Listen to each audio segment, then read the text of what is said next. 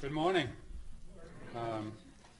It's my pleasure to be here, but I want to thank all the people who have made today possible. I think today is a really important moment in time.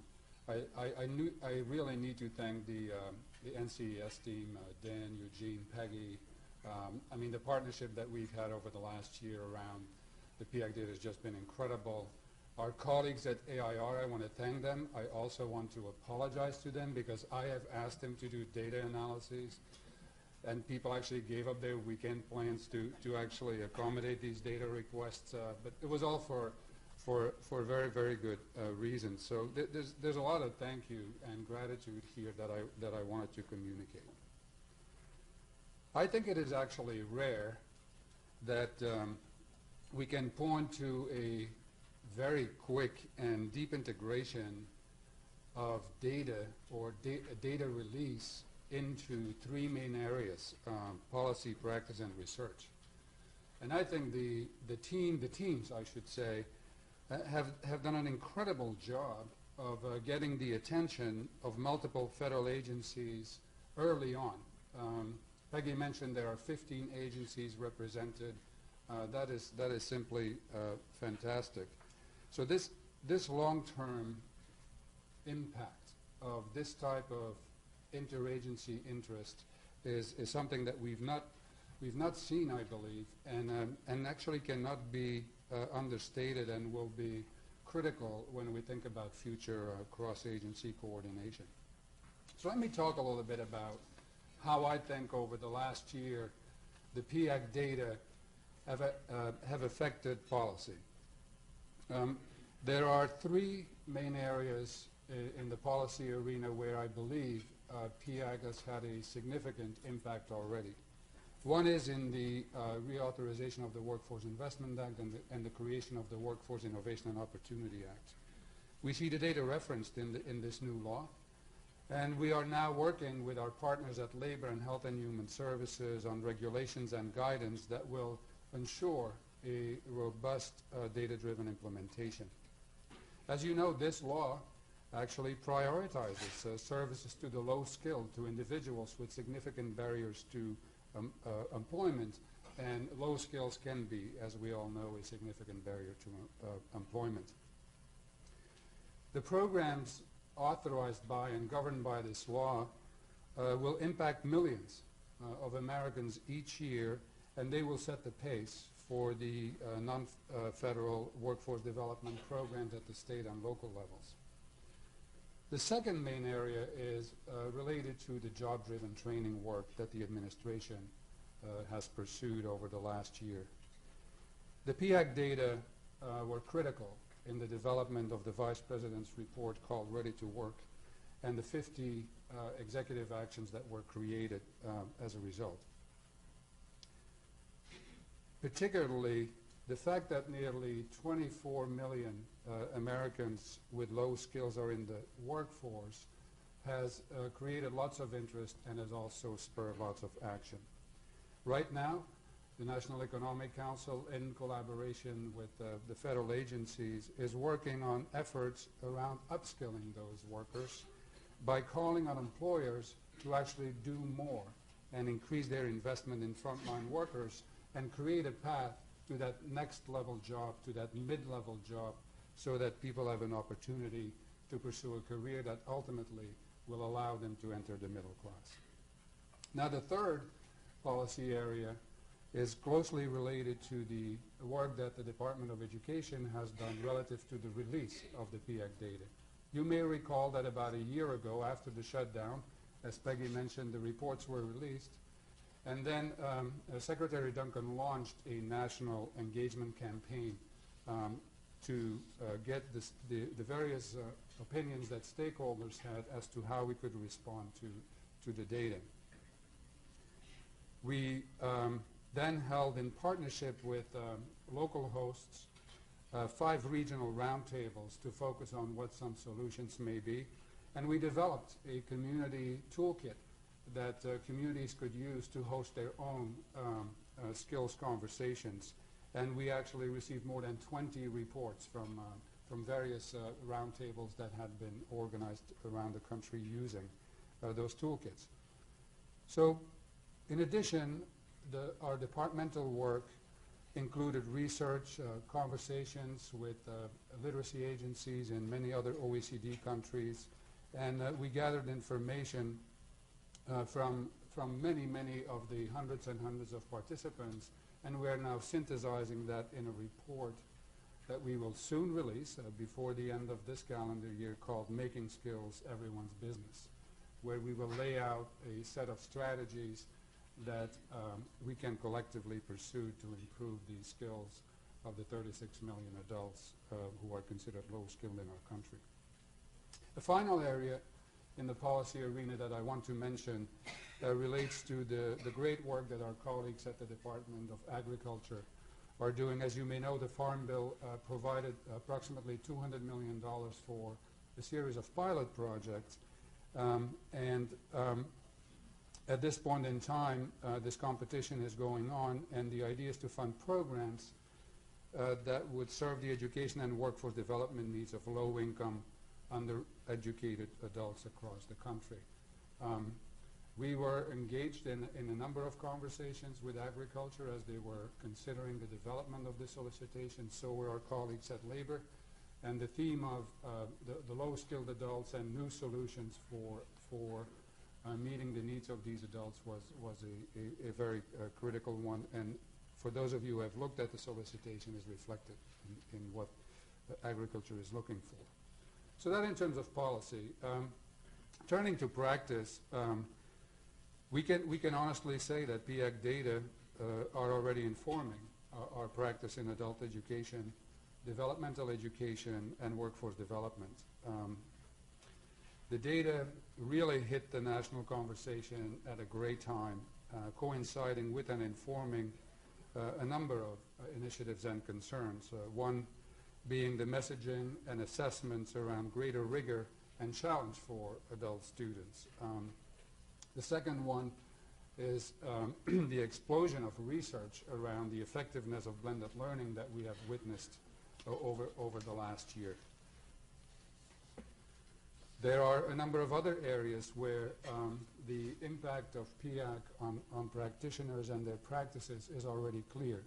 One is clearly to be seen in the growing complexity of the conversations around the skills gap, skills shortages, and what opportunities skills-based hiring may present to address some of those gap issues. Another area is that there's a growing understanding, and this is at least in my career one of the first times that I've seen this deeper and understanding amongst a larger number of stakeholders of the relationship between health status of individuals and civic and social well-being. That is most certainly something that seems to have become a reality over the last year in people's thinking about their practice. It is also clear that with the shift in K through 12 from a minority majority framework to a minority majority framework right now, that a number of these issues become even more critical, thinking about the importance of engaging families and parents to make sure that we can be proactive on some of the skill issues that we are observing. So that in terms of practice.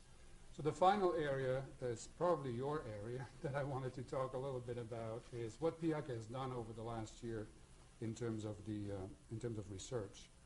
I think that thanks to the work you have done and many of your colleagues in the research field have done, we have learned a lot already from this data set, and we continue to learn a lot from it.